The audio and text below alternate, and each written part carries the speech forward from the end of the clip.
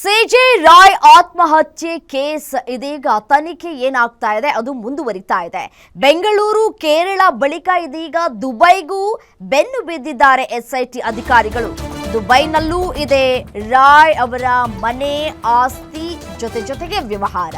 Dubai ವ್ಯವಹಾರಗಳ ನಷ್ಟದ ಬಗ್ಗೆ ತಿಳಿಸಲಿರುವಂತಹ ಕುಟುಂಬಸ್ಥರು ಪ್ರಾಥಮಿಕ ಮಹಜರ್ ಮುಗಿಸಿದ ಅಧಿಕಾರಿಗಳಿಂದ ತನಿಖೆಯನ್ನ ನಡೆಸಲಾಗ್ತಾ ಇದೆ.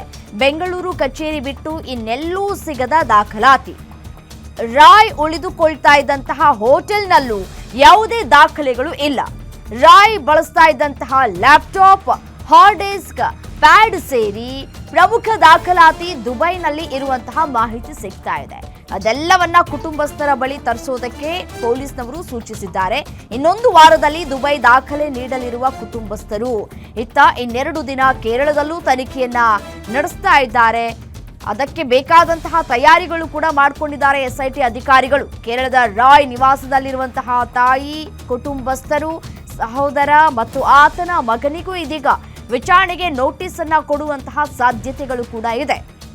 ಎಲ್ಲೆಲ್ಲಿ ವ್ಯವಹಾರವನ್ನ ವಿಸ್ತರಣೆ ಮಾಡಿಕೊಂಡಿದ್ರು, ಎಲ್ಲೆಲ್ಲಿ ಮನೆ ಮಾಡಿಕೊಂಡಿದ್ರು, ಅಲ್ಲೆಲ್ಲ ಕಡೆಯೂ ಕೂಡ ಎಸ್ಐಟಿ ಅಧಿಕಾರಿಗಳು ತನಿಖೆಯನ್ನ ನಡೆಸೋದಕ್ಕೆ ಸಿದ್ಧತೆಗಳನ್ನು ಮಾಡಿಕೊಳ್ತಾ ಇದ್ದಾರೆ. ಬೆಂಗಳೂರಿನಲ್ಲಿ ತನಿಖೆ ಆಯಿತು, ಅವರ ಕಚೇರಿಯನ್ನೆಲ್ಲವನ್ನು ಕೂಡ ಜಾಲಾಡಿದ್ದು ಆಯಿತು, ಅವರ ಹೋಟೆಲ್ನಲ್ಲೂ ಕೂಡ ತನಿಖೆಯನ್ನು ನಡೆಸಿದ್ದು ಆಯಿತು. ಅಲ್ಲೂ ಕೂಡ ಯಾವುದೇ ರೀತಿಯಾದಂತಹ ದಾಖಲೆಗಳು ಪತ್ತೆಯಾಗಿಲ್ಲ. ಇದೀಗ ಕೇರಳದಲ್ಲೂ ಕೂಡ ತನಿಖೆಯನ್ನು ನಡೆಸಬೇಕು ಅಂತ ಹೇಳಿ ತಯಾರಿಯನ್ನು ಮಾಡ್ಕೊಳ್ತಾ ಇದ್ದಾರೆ.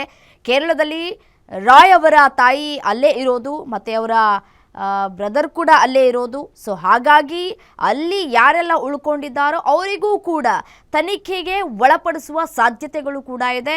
ವಿಚಾರಣೆಗೆ ನೋಟಿಸ್ ಕೊಡುವಂತಹ ಸಾಧ್ಯತೆಗಳು ಕೂಡ ಇದೆ. ಕಡೆಯದಾಗಿ ಮಾತನಾಡಿದ್ದು ಅವರ ತಾಯಿ ಜೊತೆ ಅಂತ ಹೇಳಲಾಗ್ತಾ ಇದೆ. ಏನು ಮಾತನಾಡಿದ್ರು, ಆ ಸಂದರ್ಭದಲ್ಲಿ ನೀವೇನು ಹೇಳಿದ್ರಿ, ಏನಾದರೂ ಬೇಜಾರು ಮಾಡ್ಕೊಂಡಿದ್ರಾ, ಹೀಗೆ ತನಿಖೆ ನಡೆಯುತ್ತೆ. ತಾಯಿ ಜೊತೆ ಯಾವ ರೀತಿಯಾಗಿ ಕಾನ್ವರ್ಸೇಷನ್ ಆಯಿತು ಅನ್ನೋದರ ಕುರಿತು ತನಿಖೆ ಆಗುತ್ತೆ. ಮತ್ತು ಅಲ್ಲಿ ಕೇರಳದಲ್ಲಿ ಯಾವ ರೀತಿಯಾದಂತಹ ವ್ಯವಹಾರಗಳು ನಡೀತಾ ಇತ್ತು, ಅಲ್ಲಿ ಏನಾದರೂ ಲಾಸ್ ಆಗಿತ್ತಾ ಅಥವಾ ಬೇರೆ ಬೇರೆ ರೀತಿಯಾದಂತಹ ವ್ಯವಹಾರಗಳು ಏನಾದರೂ ಇತ್ತಾ, ದಾಖಲೆಗಳನ್ನು ಪರಿಶೀಲನೆ ಮಾಡುವಂತಹ ಕೆಲಸಕ್ಕೂ ಕೂಡ ಮುಂದಾಗ್ತಾರೆ. ಇದರ ಜೊತೆಗೆ ದುಬೈನಲ್ಲೂ ಕೂಡ ಅವರಿಗೆ ಮನೆ ಇದೆ, ವ್ಯವಹಾರಗಳು ಕೂಡ ಇದೆ, ಕಚೇರಿ ಇದೆ. ಸೊ ಹಾಗಾಗಿ ಅಲ್ಲಿ ಯಾವ ರೀತಿಯಾದಂತಹ ಈ ಒಂದು ವ್ಯವಹಾರಗಳು ನಡೀತಾ ಇತ್ತು ಅನ್ನೋದರ ಕುರಿತು ಮಾಹಿತಿಯನ್ನು ಕಲೆ ಹಾಕಲಿಕ್ಕಿದ್ದಾರೆ ಎಸ್ಐಟಿ ಅಧಿಕಾರಿಗಳು.